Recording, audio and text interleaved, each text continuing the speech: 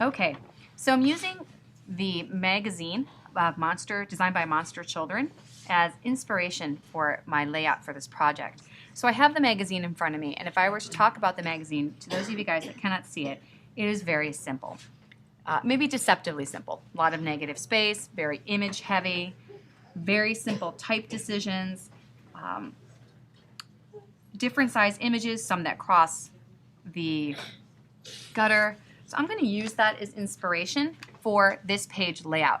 When you are laying out your project, these two pages will be viewed together. So I would say when you design, it's good to design with them together. Okay, we're going to start by just putting some Photoshop stuff in there. So I'm going to just write Photoshop.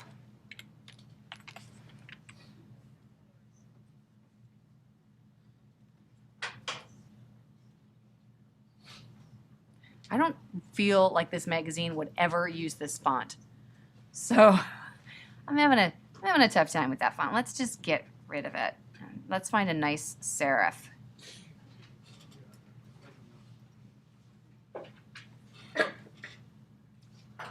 Okay. Make it all caps. I'm going to put it right down on that bottom line. The black line is the page line, and I'm going to change the color because I don't want it to be as attentive as it is to maybe 40, add new swatch. Okay. And then let's start bringing in some of our images. There are a couple of ways to bring in images. What I like to do is define where I want it first and then fit it into that frame. So I'm going to select a very simple rectangle frame tool, and then let's see. I'm going to adjust that before I bring anything in so that it exists within. I'm going to have it bleed out to that side, but it exists within the margins. Command D to import. We go to Project 3. Let's grab, just grabbed a bunch of sample files. So Project 1. You can show import options if you need to see or select a certain layer. In this case, it's just a flat JPEG, so I'm going to hit OK. Place in there. Now you can see it does not fit perfectly. I'm going to grab the content donut and go up to my fitting selections, and I'm going to fill the frame proportionally. It's going to cut out a little bit of information, but honestly I'm okay with that. I'm going to move it up a little because I like the hand in the corner. When you double click on the image, it will select the frame, which will allow you to move the frame. And then you click again, you can see the content donut. And where that line is, that blue line, that is where the image is. So you can move it around a little more to make sure that you've got it exactly where you want it. Now the image has a 1-point stroke. I think that black is a little much. So I'm going to go down to 50%. And hit W to see how it looks. It's looking pretty clean. I like clean.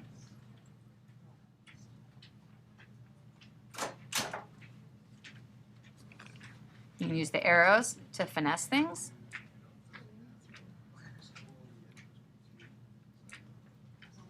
It's really, this is for me to go to this close to the side is a real challenge. So that's one of the other reasons I chose this.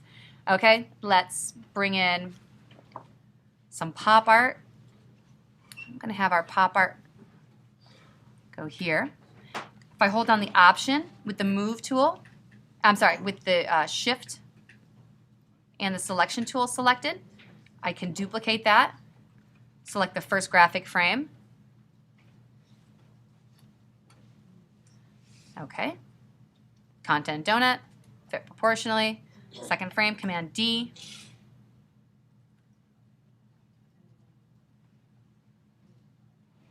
Content donut, fit proportionally.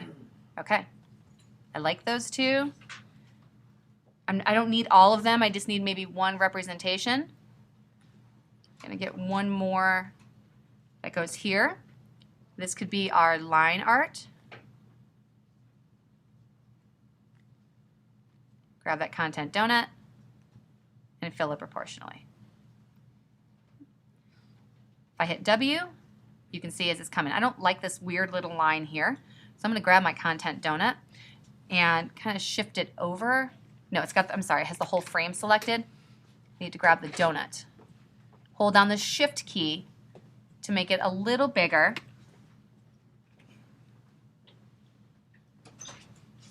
So I can just move, keep the frame the same, but now I have a little bit of excess, so I'm controlling what's inside the frame. So you can at the top if you want to. Hit W. I think it's just zoom in, and it's looking pretty good. I still don't like this little black line there, so I'm gonna choop that out using the arrow tools. Okay, that's looking pretty good. Pretty simple. You can add the titles of things very simply. What do they call it? A face. I'm sorry? Facing page. You could do figure one. You could have a table of you could number all of them and have a table of contents in the end. This seems to be the simplest. Facing page, multiply me. This page. What about top left? Top left is pop art. Bottom left. There's got to be a more efficient way to write this. Bottom left, pop art. Right is line art. Did it say opposite? Opposite page? Yeah. I think I've seen opposite and I've also seen page facing. Whoa. That is not how you spell it. And then you can select that, make it kind of tiny. Color, change the color of the font as you wish. And I like it lined up really clean with the columns. Hit W and move it out. Now, you could also select the project and put it underneath the picture. What's going to be important is lining it up so that it looks purposeful and not just slapped on there. Give it a little bit of room. I also don't like that it's black. Sometimes just making it gray can take it down as far as emphasis, so it's not the first thing that you see. It's the first thing I see, I want to be this photograph. Let's minus out. And now it's much more subtle than this really black print.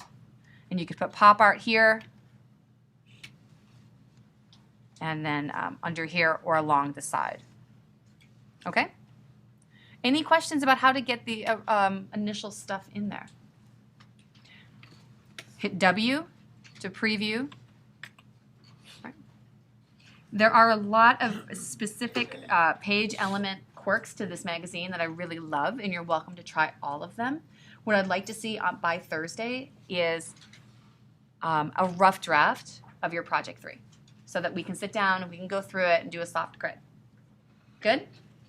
All right.